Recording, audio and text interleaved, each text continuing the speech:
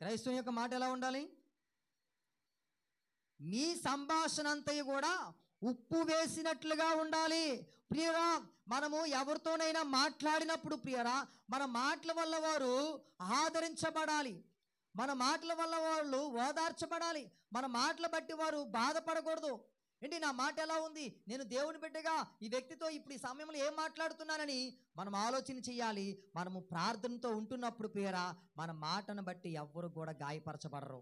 మన మాటలు ప్రియరా ఎదుటివారి యొక్క గుండెను గుచ్చే రీతిగా, ఎదుటివారిని బాధపరిచే రీతిగా మన మాటలు ఉండవు. మన మాటలు ఎలా ఉంటాయి తెలుసా?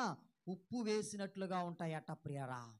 ఏమంటే ఇక్కడ మంచి మాట, మీ సంభాషణ ఉప్పు వేసినట్లు ఎల్లప్పుడు రుచి కలిగినదిగా ఉండవలను. ఒకవేళ ఎవరైనా నీతో ఘర్షణగా మాట్లాడవచ్చు, నీతో తొందరపడి మాట్లాడవచ్చు, నీ విషయంలో మాటలు తూలిపోవచ్చు, నీ విషయంలో తొందరపడి నేను అపార్థం చేసుకొని ఏదో ఘర్షణగా నీతో మాట్లాడినా కూడా మీరు ఏం చేయాలి తెలుసా? మీరు ప్రేమగా మాట్లాడేవారుగా ఉండాలి. మీరు ప్రియరా తొందరపడిపోయి మాట్లాడకూడదు. తొందర పనికిరాదు ప్రియరా. కొన్నిసార్లు ఎందుకో తెలుసా, ఈ ముండ్ల పొదకు ఉన్నటువంటి లక్షణం ఏంటో తెలుసా? ముండ్ల పొద గుచ్చుతాయంట. మన మాటలు ఎవరిని గుచ్చకూడదండి. ఎదుటి వారిని ఆదరించాలి, ఎదుటి వారిని ఓదార్చాలి. ఎవరైనా ఇబ్బందుల్లో ఉంటే, ఏమ్మా నీకు ఏ ఇబ్బంది ఉంది, ఇదిగో మీకు ఏ కష్టం ఉంది, మీ కొరకు మేము ప్రార్థన చేస్తాం, మీరు ధైర్యంగా ఉండండి అని చెప్పాలి ప్రియరా.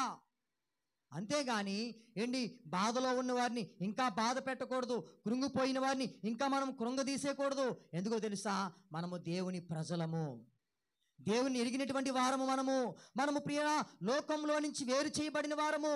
ఒక ప్రత్యేకంగా మనం బ్రతకాలి దేవుని కొరకు.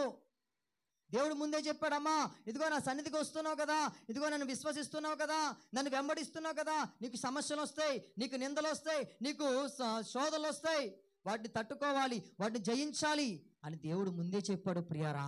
అందుకే ఎవరైనా మన విషయంలో తొందరపడినా, ఎవరైనా మన విషయంలో అపార్థం చేసుకున్నా, మనము వారి కొరకు మనం ప్రార్థన చేయాలి. ప్రభువా, పలానా వ్యక్తి నా విషయంలో తొందరపడ్డాడు, అపార్థం చేసుకున్నాడు ప్రభువా, ఇదిగో వారిని క్షమించు ప్రభువా, నేను తొందరపడకూడదు, నా మాట ఆ వ్యక్తిని గాయపరచకూడదు. అయ్యా ఇదిగో ఆనాడు మోషే ప్రభువా చూసినటువంటి దర్శనాన్ని, అదిగో కాలిపోతుందా పొద కాలిపోతుంది, పొదలో మంటలు మండుతున్నాయి కానీ పొద కాలిపోలేదు. పొద కాలిపోకపోతే నష్టమేమో చెప్పమంటారా? ముళ్ళు ఏం చేయబడాలి? కాలిపోవాలి. ముళ్ళు పరిశుద్ధాత్మ అగ్ని చేత ముళ్ళు కాల్చివేయబడాలి. పరిశుద్ధాత్మ అగ్ని చేత ముళ్ళు కాల్చివేయబడితే ప్రియరా, అప్పుడు మన మాట ఉప్పు వేసినట్లుగా ఉంటుంది. దేవునికి స్తోత్రం కలుగును గాక.